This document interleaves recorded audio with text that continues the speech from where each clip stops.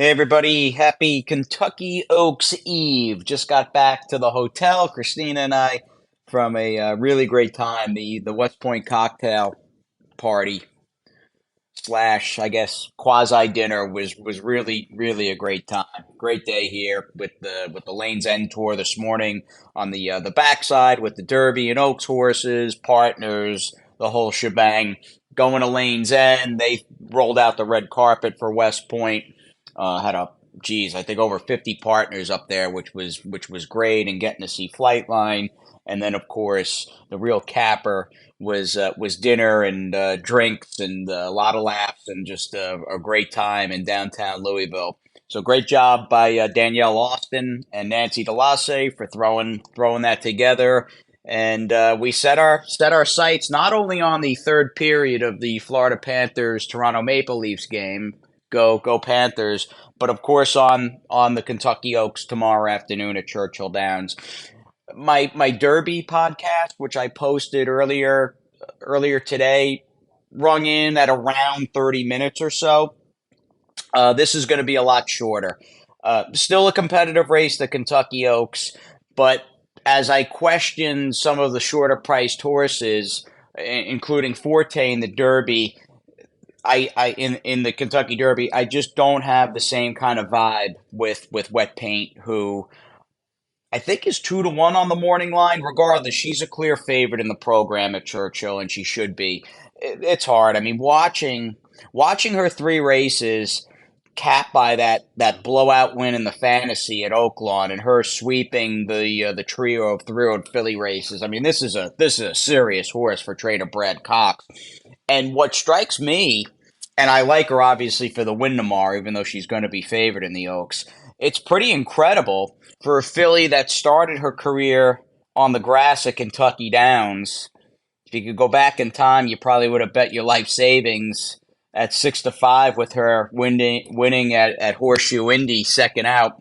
And then they try her on the synthetic at Turfway, like right before Christmas. She loses that race, and then boom, back to the dirt, and she is just a different horse with that Blame Street Cry pedigree as she starts to mature through the early portion, first quarter of her three-year-old season. Really good in the fantasy. I like her for the win.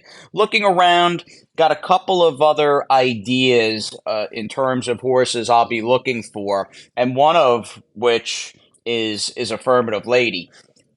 Liked her progression quite a bit, and I mean, it's hard not to. I mean, she finally, and I'll use finally loosely, it was only her fifth start, but she breaks her maiden in late February, comes back in the Gulfstream Oaks, and watching that race again this afternoon, she just finished up really strongly in that spot, and I give her, just given how much of a closer she is, kind of a stalk and pounce, but a filly. I mean, she's not a deep closer that's going to come from left field, but with her running style, going that mile and a 16th, which is a tricky, finicky distance at Gulfstream Park with that first finish line, I gave her a lot of credit and thought she was quite good in the GP Oaks. And with Graham Motion, his horses tend to, the good ones, the more they race, the better they get.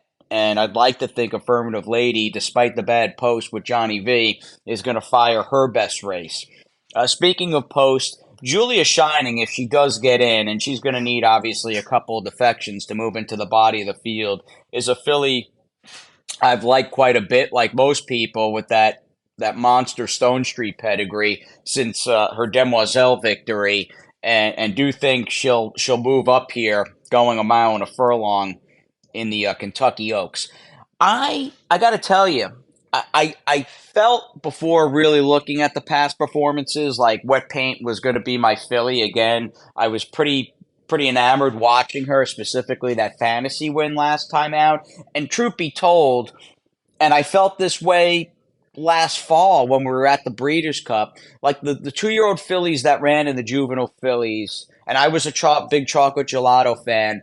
I just felt at that time it was a pretty average looking crop, and I think as time has gone on, my opinion really hasn't swayed. And with that in mind, I'll let Wonder Wheel beat me. Of course, she won the Breeders' Cup Juvenile Fillies for DJ Stable and Mark Cassie, but lost the Suncoast, even though Tampa can be a little bit of a funky track, and not every horse likes to ship in and run big there. But just a non-effort in the Ashland. She's your Breeders' Cup winner from the Juvenile Fillies. I'll let her beat me.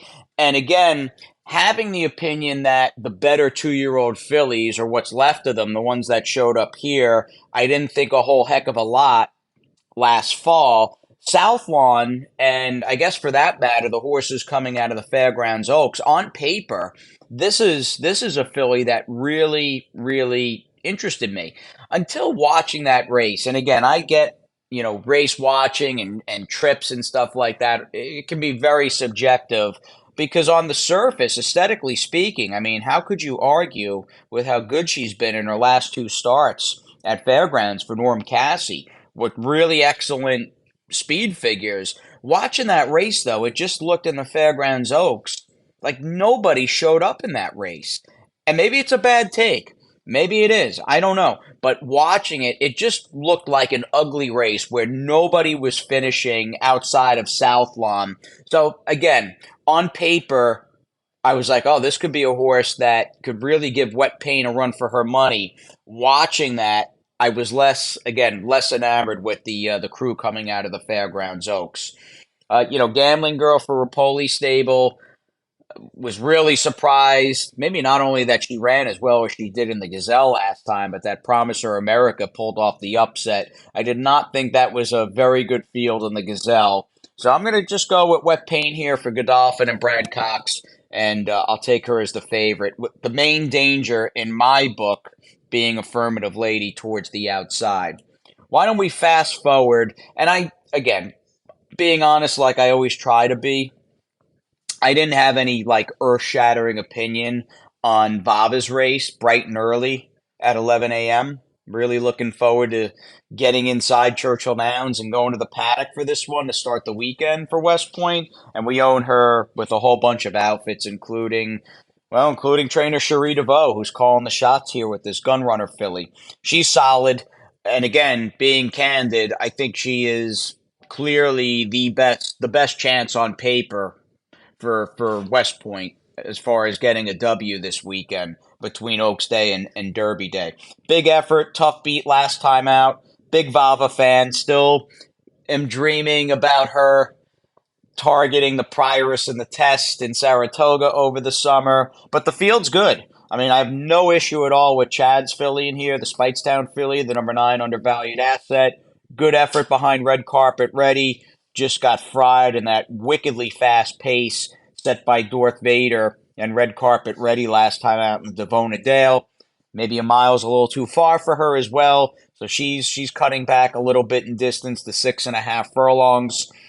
I'm a big Paulo Lobo fan. I've mentioned that before. Could this filly translate that form on the Turfway Synthetic to the dirt of Churchill? We'll see.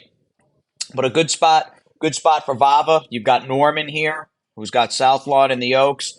His filly Grove ran well first out, beat a few next out winners. An interesting race, a good race, but I will be disappointed if Vahva does not run a big race in the second. Bright and early. We got an 11 a.m. post time, so I'll see everybody that's going to the paddock tomorrow, and I hope everybody has a great Oaks Day. I figure in the morning I'll tape another, just a third and final sort of summation covering the other Kentucky-based or bound Derby Day horses for WPT. So we've got Brigadier General, we've got my boy Northern Invader, and I love Brigadier too. And maybe I'll hit a few other races that we have around the country. Which reminds me, Atomic Blonde is running in the Sheepshead Bay in race 4 tomorrow at Belmont Park. I didn't spend a ton of time looking at the race.